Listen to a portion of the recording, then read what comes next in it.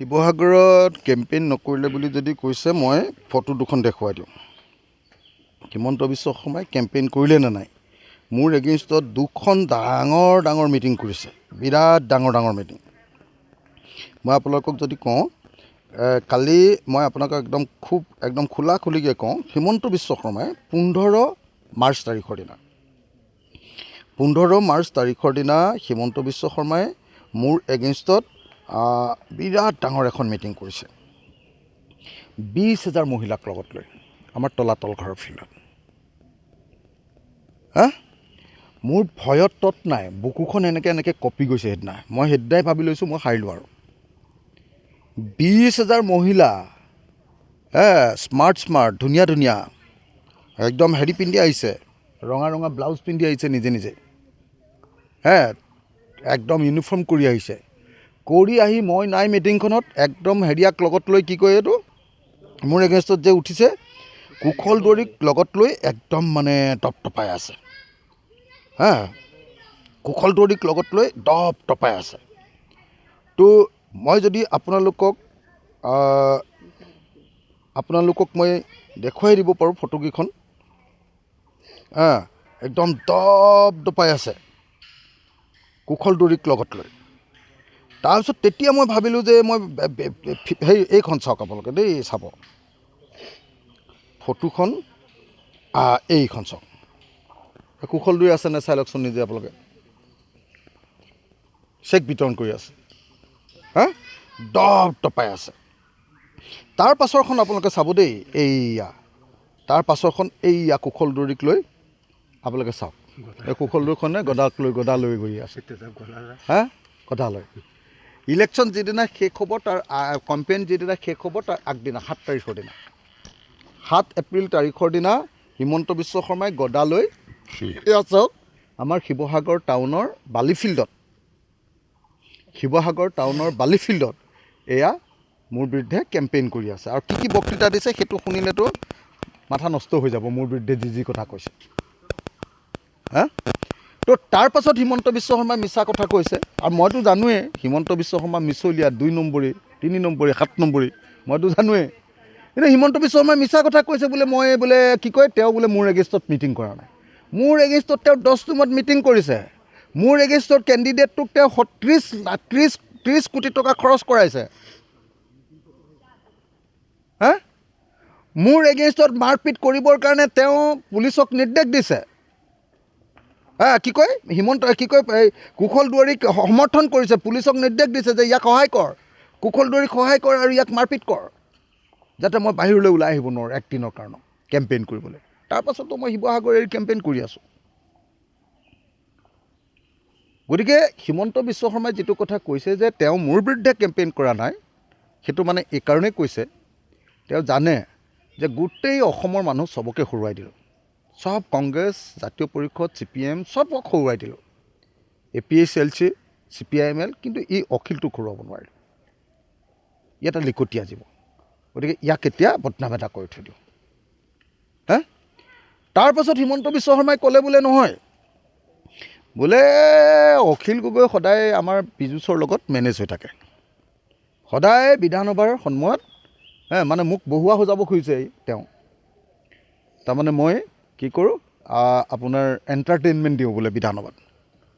হিমন্ত বিশ্ব শৰ্মাইহে গম পায় নিজেই যে বিধানসভাত মই তেওঁক কি এণ্টাৰটেইনমেণ্ট দিওঁ। আচল পিচি পেলাওঁ। তেওঁ কৈছে বোলে মই পীযুষৰ কথা মতে, পীযুষ হাজৰিকাৰ কথা মতে বোলে মই কি কৰোঁ, কি প্ৰশ্ন সুধিব লাগে সুধোঁ, কি ক'ব লাগে কওঁ। মই বোলে নহয়, পীযুষ হাজৰিকাই ফোন কৰি বোলে কৈ দিয়ে মোক, আৰু সেইমতে মই বোলে কৰোঁ। তেতিয়াহ'লে মই এটা কথা কওঁচোন, মই যে হিমন্ত বিশ্ব শৰ্মাক কৈছিলোঁ বিধানসভাত যে আপুনি অসমৰ আটাইতকৈ 2 নম্বৰী মুখ্যমন্ত্ৰী, সেইটো পীযুষ হাজৰিকাই ফোন কৰি মোক ক'বলৈ দিছিলে নেকি? 1 নম্বৰ।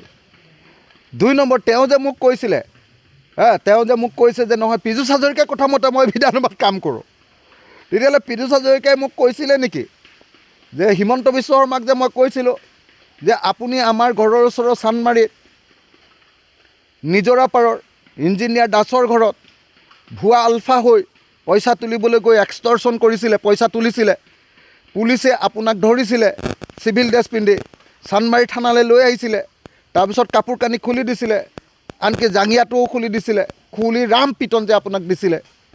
আপোনাৰ মনত আছে নাই বুলি যে মই বিধানসভাত কৈছিলোঁ, এইটো কি পীযুষে মোক ক'বলৈ দিছিলে নেকি? পীযুষে মোক ক'বলৈ দিছিলে নেকি? কওক আপোনালোকে। তেতিয়াহ'লে হিমন্ত বিশ্ব শৰ্মাই এইটো ক'ব লাগে যে পীযুষে মোক এইটো ক'বলৈ দিছিলে নেকি? মই যে হিমন্ত বিশ্ব শৰ্মাক কৈছিলোঁ যে আপুনি অসমৰ মানৱেন্দ্ৰ শৰ্মা কংগ্ৰেছৰ ভাইচ প্ৰেছিডেণ্ট, তেওঁক যে গুলীয়াই হত্যা কৰাৰ দুখত যে আপুনি 3 মাহ জেল খাটিছিলে হত্যাকাৰী বুলি, এইটো কি মোক পীযুষে ক'বলৈ দিছিলে? অসম বিধানসভাত যোৱা 5 বছৰৰ ভিতৰত আটাইতকৈ সততাৰে, আটাইতকৈ সৎ সাহসেৰে, আটাইতকৈ অসমৰ মানুহৰ প্ৰতি দায়বদ্ধ হৈ অসমৰ প্ৰতিজন মানুহৰ প্ৰশ্ন উত্থাপন কৰা মানুহজন অখিল গগৈ। হিমন্ত বিশ্ব শৰ্মাক মই আকৌ এবাৰ মনত পেলাই দিওঁ যে অসম উন্নতি কৰিবলৈ অসমৰ প্ৰত্যেকডৰা পথাৰত পানী যোগান দিবই লাগিব। 100% জলসিঞ্চনেহে অসম এজাতিৰ ভৱিষ্যত বদলি কৰিব পাৰিব, অসমৰ খেতিয়কৰ ভৱিষ্যত বদলি কৰিব পাৰিব লাগিব। এই বক্তৃতাটো যে মই দিয়াই নহয়, এই বক্তৃতাটো দিয়াৰ পাছত ৰিজলিউশ্যন শিতানত এই বক্তৃতাটো দিয়াৰ পাছত যে ভোট লৈছিলোঁ, আৰু মাত্ৰ যে 9টা ভোটত নে 6টা ভোটত যে হিমন্ত বিশ্ব চৰকাৰখন গিৰি নগ'ল সেইদিনা, সেইটো মই ভাল বক্তৃতা দিছিলোঁ নে বেয়া বক্তৃতা দিছিলোঁ? এবাৰ হিমন্ত বিশ্ব শৰ্মাক মনত পেলাই দিছোঁ মই।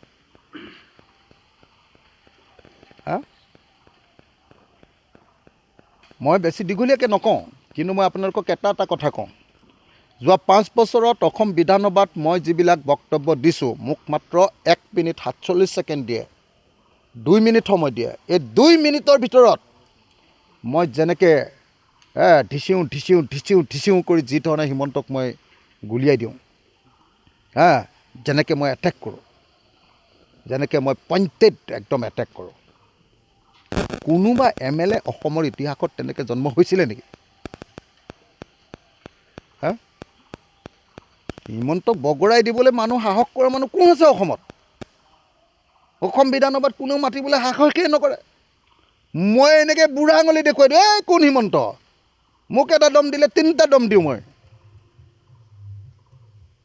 এইবিলাক কি মোক পীযুষ হাজৰিকাই শিকাই দিছে নেকি? এজন অসমৰ মুখ্যমন্ত্ৰীৰ ভাষা এনেকুৱা হোৱা উচিত নহয়। এজন অসমৰ মুখ্যমন্ত্ৰীয়ে মই জিকিলোঁ বুলিয়ে মোক এনেকৈ অপমানিত কৰিবলৈ বিচৰাটো কেতিয়াও মই মানি নলওঁ। মই জিকাটো কি অপৰাধ নেকি? শিৱসাগৰৰ মানুহে মোক জিকালে, আপোনাৰ 2 নম্বৰী ৰাজনীতিৰ বিপৰীতে আপুনি তোলা হত্যাকাৰীজনক নিজিকাই মোক জিকাই দিলে, এইটো কি মোৰ দুখ নেকি? এতিয়া তাৰ কাৰণে আপোনাৰ পৰা মই সদায় এনেকৈ নিন্দা খাই থাকিব লাগিব নেকি? হিমন্ত বিশ্ব শৰ্মা, মই হ'লোঁ অসমৰ আটাইতকৈ কলিজা থকা মানুহ, ভয় নকৰা দৃঢ় মানুহ। আপুনি কোৱাৰ নিচিনাকৈ মোক এইটো কি নাম কয়, এইটো কি জয়ন্ত হাজৰিকা ওৰফে কি বুলি কয়, এইটো কুশল দুৱৰীয়ে মোক মাৰিব বুলি মই ভয় কৰি PSO বিচাৰি থকা নাই। মই PSO বিচাৰি আছিলোঁ, মই কথাটো জনাই আছিলোঁ এইকাৰণে যে ইলেকশ্যনৰ সময়ত যিমান মানুহক আপোনালোকৰ বিজেপিয়ে আমাক পিটিলে, যিমান আক্ৰমণ কৰিলে, কৃষক মুক্তিৰ, ছাত্ৰ মুক্তিৰ নেতা, কৃষক মুক্তিৰ সৰ্বোচ্চ নেতা বিদ্যুৎ শইকীয়াক পিটিছে আপোনালোকে। সুদাই এৰিম নেকি? এদিন হ'লেও সুদাই এৰিম নেকি? ৰৈহে আছোঁ ইতিহাস বদলি হ'বৰ কাৰণে। ৰৈহে আছোঁ। আপোনালোকে যিমান মাৰিলে আমাক, এইবাৰ যিমান পিটিলে, যিমান অত্যাচাৰ কৰিলে, যিমান কৰিলে, মই DGPক কৈ আছিলোঁ, হয় 3খন চিঠি দিছিলোঁ, মই হোম কমিশ্যনাৰক চিঠি দিছিলোঁ, মই আপোনাৰ ADG হিৰেণ নাথক চিঠি দিছিলোঁ, 3খন। কিন্তু তেওঁলোকে মোক নিজেই এতিয়াও হোৱাটছআপত আছে, তেওঁলোকে মোক কৈ আছিলে যে নহয়, ইলেকশ্যনৰ সময়ত তেওঁলোকে মানে ছিকিউৰিটি দিব নোৱাৰে, তেওঁলোকে কোনো ধৰণৰ ব্যৱস্থা ল'ব নোৱাৰে। মই তেতিয়া তেওঁলোকক কৈছিলোঁ, আপুনি আপোনালোকৰ পলিটিকেল বছবিলাকৰ কথা মতে এইটো কৰা নাই। এতিয়াহে গম পালোঁ, হিমন্ত বিশ্ব শৰ্মাই নিজে কালি কৈ দিলে যে তেওঁহে মোক ছিকিউৰিটি দিবলৈ দিয়া নাই। হৰমিত সিঙে তাৰমানে মোক যে ছিকিউৰিটি নিদিলে, মোক মাৰিবলৈ যে দিলে হিমন্ত বিশ্ব শৰ্মাৰ কথা মতে। তাৰমানে কি নাথ আছিলে, হীৰেণ নাথে, ADG হীৰেণ নাথে মানে, আৰু আমাৰ হোম কমিশ্যনাৰ মোৰ লগৰে পঢ়া দিগন্ত বৰা, আমি একে ক্লাছৰ আছিলোঁ কটন কলেজত।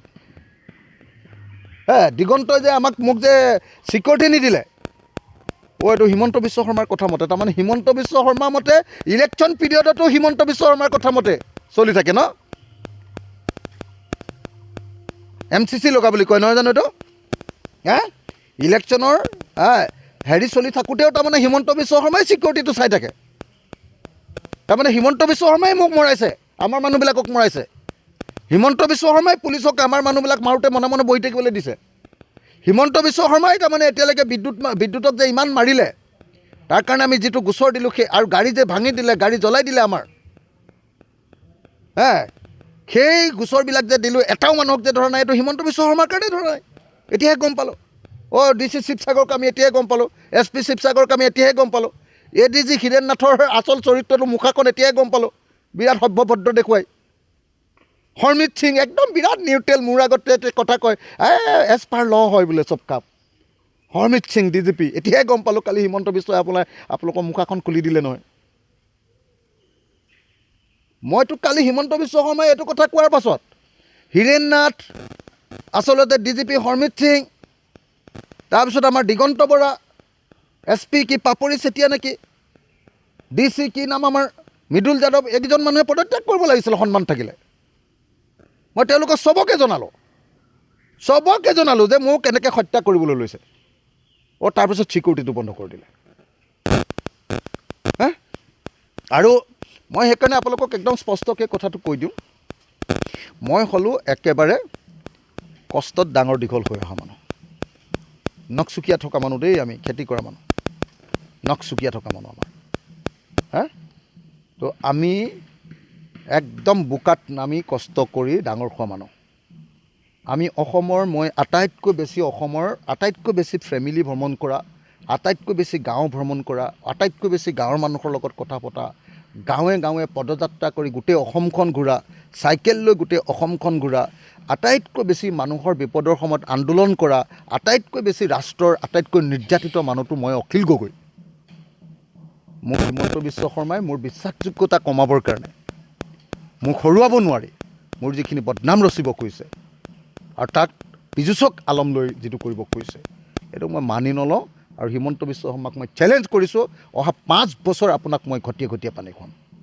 মোকো আপুনি শিক্ষা দিব, মই জানো যে NIA লগাইছে আপুনি, সৰ্বানন্দটো এনেই কাঠৰ পুতলা, NIA লগাইছে আপুনি, NSA লগাইছে আপুনি, জেলত দিছে মোক আপুনি, আৰু গুৱাহাটী হাইকোৰ্টৰ এজন জাজক মোৰ NIA কোৰ্টে উঠাই দিয়া যিটো কেছ, সেইটো কেছ সেই জাজজনক সুপ্ৰিম কোৰ্টৰ জাজ বনাম বুলি কৈ আপুনি মোৰ ওপৰত আকৌ লগাইছে। মই জানো নহয়, চব খবৰ জানো, মোক